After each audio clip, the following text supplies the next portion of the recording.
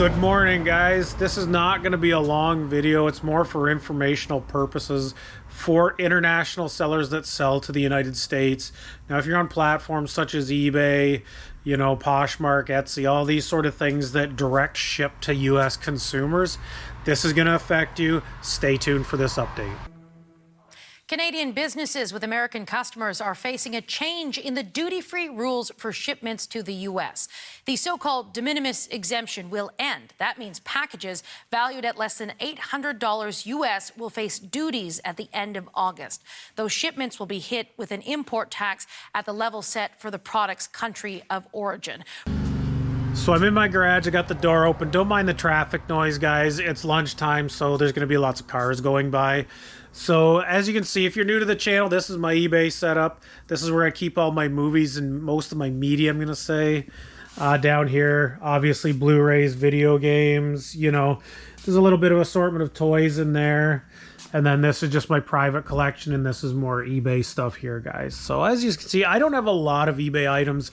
It's probably more than you think, though. I have around 3,500 listings currently on eBay, and that's been my goal, to maintain that. If I get a bit higher, that's okay too. I don't want to go under 3,000. Just because the economy is not that good. So you need a lot of listings to have a decent amount of sales, just in my opinion. Depends on what you're selling. So the Trump administration has announced that the de minimis exemption for shipping to the United States is coming to an end. Now, it is ending on August, I believe, 26th. So we're only a few days out. So you want to do some research on this. Now, this is going to affect buyers in the United States, and it's going to affect sellers abroad. Now, the current exemption is $800, so anything you ship to the United States that is under $800 retail value would qualify for this exemption. So for a seller like me that's in Canada, shipping to the United States has been very easy now. I can ship anything to the US for the most part. There's no duties on it. There's no tariffs or anything like that. We have Kuzma and all that stuff. I'm not going to get into that. Send it down, and there's no duties that need to be collected by any brokers. So what this meant was I could ship something through Canada Post relatively cheaply, light packet, tracked, and all that sort of jazz. A video game, you're looking at $6 to $8 to ship down there, so it's not too bad. No duties. It didn't get held up at the border. It would go right through, easy peasy. You call it a day, and everyone came out pretty good. No one was paying any extra fees.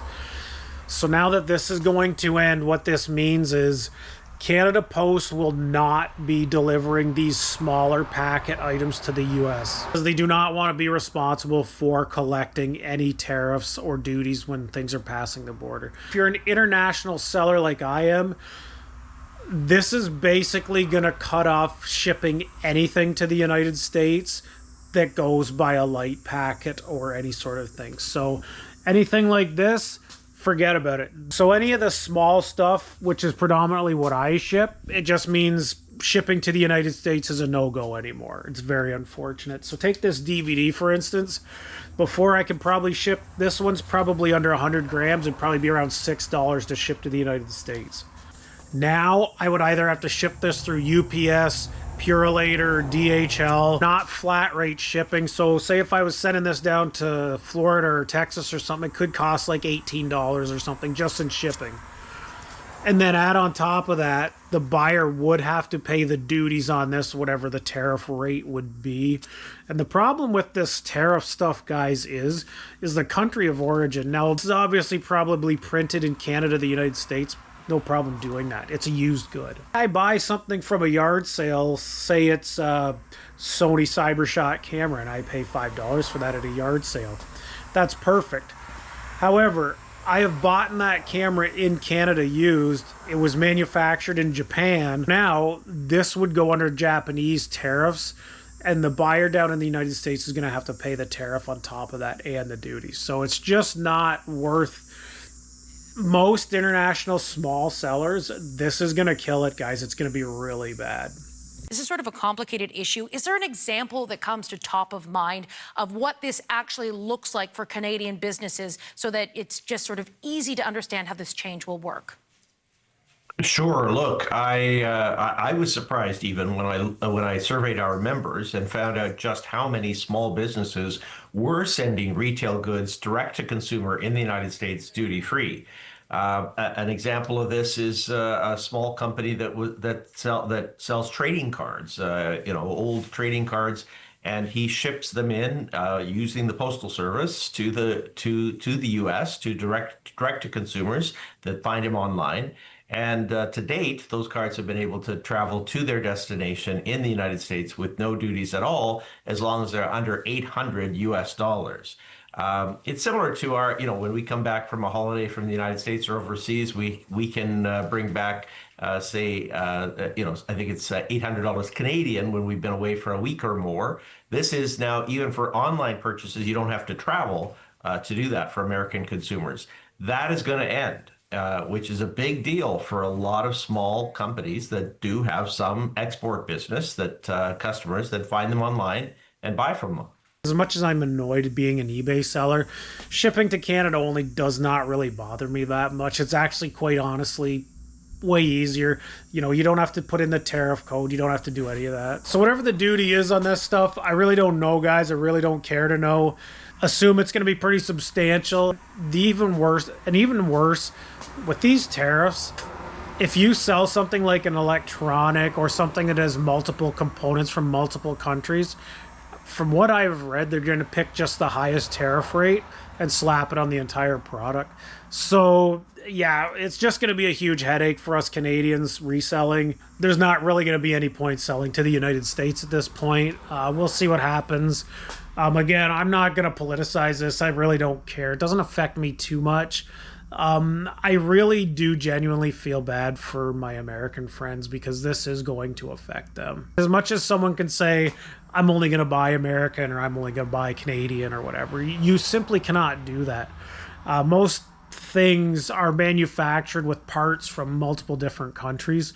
You just can't get around that. So someone in the US is going to have to pay multiple tariffs on stuff like this, and it's really going to hyperinflate the products that you physically cannot make in the United States anymore. It's very unfortunate, guys, and I do feel for you. I hope things turn around and we get to some normalcy here. It's been just a roller coaster of craziness with this stuff, and understand some of the reasoning. Some of this stuff is just so pie in the sky. I find it unbelievable. And again, I'm not a huge world political person. I don't know the ins and outs of everything, but this is going to raise the price on basically everything. There's nothing that's not going to have the price raised, because yourself.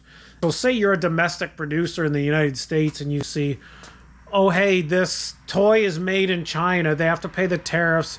So this toy is costing, say, $3 with tariffs to be produced in China. You're not going to be the good guy and charge only $2 for the toy. They'll charge $2.75 or $2.80. They'll just slightly undercut it, even though the toy might have been originally like $2 or something. And that's where you're going to see the prices go up on everything.